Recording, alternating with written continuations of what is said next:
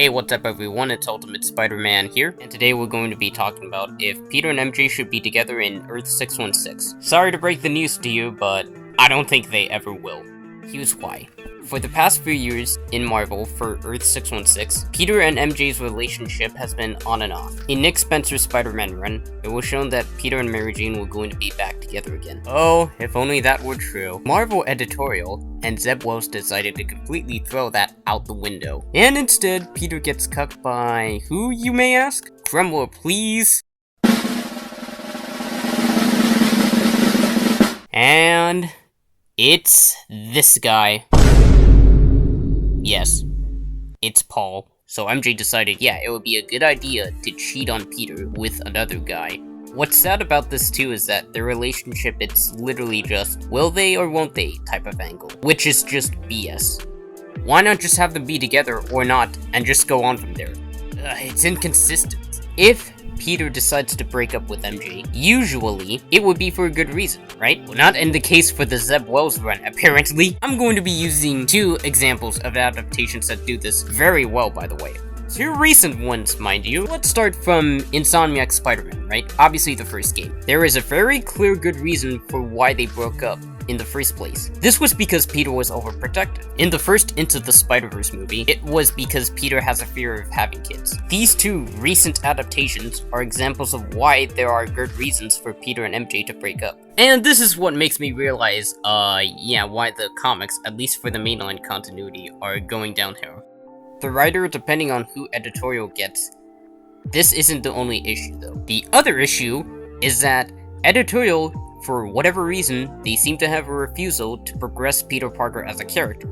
Ever since One More Day, it's like they want Peter Parker to regress as a character. In the Zeb Wells run, he begs Norman to have a suit made for him because he's going to die. And he lashes out at Captain America by punching him because he was in the way of rescuing MJ. So instead of being progressive, they are working so hard to be regressive. But amazing job, guys. Like, what a totally amazing job. Just regressing one of your most iconic heroes, and instead of just giving him new stories, you decide to make him sound like one, a man-child. Yeah, great job on that. Marvel editorial won't ever change their ways. The only way we can do this, as readers and as customers even, is to stop buying their Spidey books in the mainline continuity. What we should do as readers is, say, buying other stories that aren't related to the main continuity. So think of the Ultimate Spider-Man run, the new one by Jonathan Hickman. I want you guys to buy those comics to show editorial that these are the stories that we want to see. Because if the readers decide to get angry, but then use their money to buy one of their books in the mainline continuity, they're being used as tools.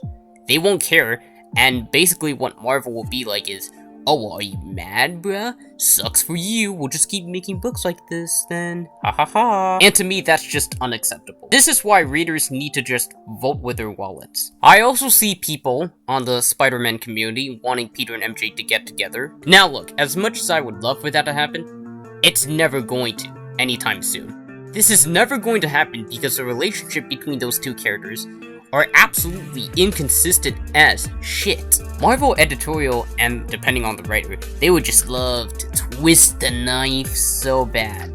The moment we all thought they were gonna be getting back together, boom! Basically just have it all be wasted in the end. I'm sorry, but in the current run, they made it absolutely very clear that it's never going to happen. MJ is clearly now a superhero named Jackpot. It's just never going to happen. It's very clear that Mary Jane has moved on from Peter.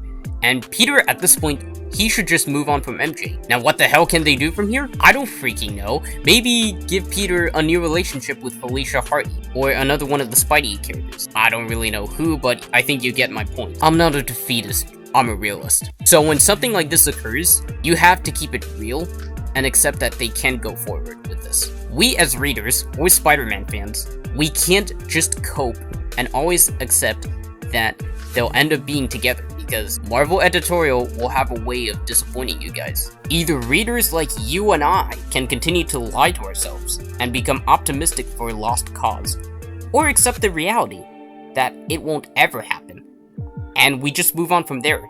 And instead what we can do is consume or read basically another Spider-Man comic separate from the main continuity, that has what you guys want. I'm so tired, man. It's just very pointless to continue reading the mainline universe for Spider-Man Unleashed. That's why we have the current Ultimate Spider-Man comic run with Jonathan Hickman to keep us company with some fresh new ideas on the table. Same thing with Renew Your Vows. Or even the adaptations. At least with Hickman's run, or Renew Your Vows, Peter and MJ have kids, and the fact that they're married. And in the adaptations, 2 recent ones mind you, such as the Spider-Verse films, or Insomniac Spider-Man, they currently have Peter and MJ together.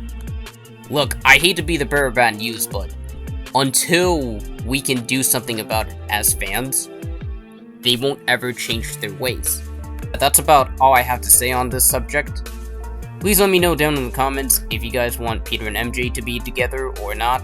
This is Ultimate Spider-Man, and I'll see you guys next time. Peace out.